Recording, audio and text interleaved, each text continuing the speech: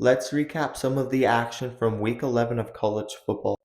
Texas A&M does it again with another 20-plus point victory in the SEC on the road.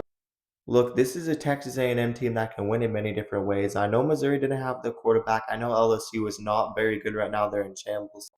But it's not easy to win week in and week out on the road against solid SEC teams.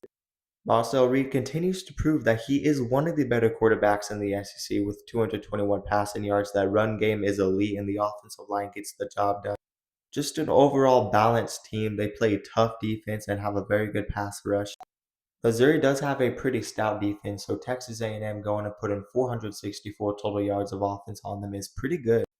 I'm telling you, this is a very gritty Oregon team with a very good defense.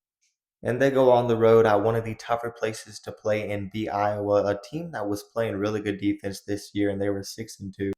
Oregon did it in sloppy weather conditions once again. They won this game without their top two wide receivers, without their star tight end, and many more key contributors. Despite controlling the first three quarters, Iowa still managed to make it back in this game. They took the lead, but Oregon walks down the field and gets a field goal to win the game, and they are clutch. A lot of people don't think Oregon is a legit team. They aren't as good as they were last season, or at least dominant. But I'm telling you, watch out for Oregon. If they can get healthy before the playoffs, if that offense can turn up and Dante Moore can start passing the ball more consistently, they will be very good. Because I think this is a potentially more talented and a better secondary from what it was last season that really let them down when it mattered. Vanderbilt continues to keep their playoff hopes alive if there are any hopes.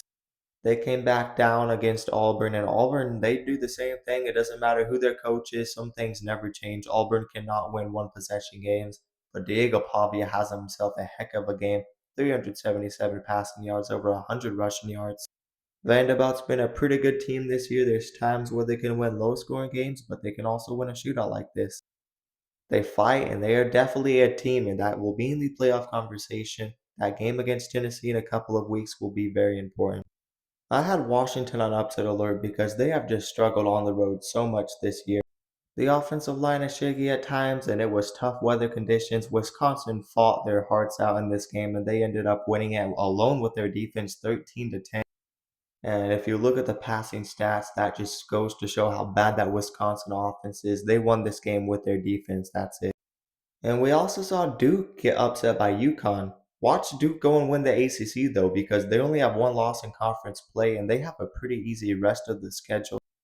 Losing to UConn on the road is one thing, but they still have a very good offense and they're going to be favored in the last few games, especially with how Virginia has looked. Very good win for UConn though.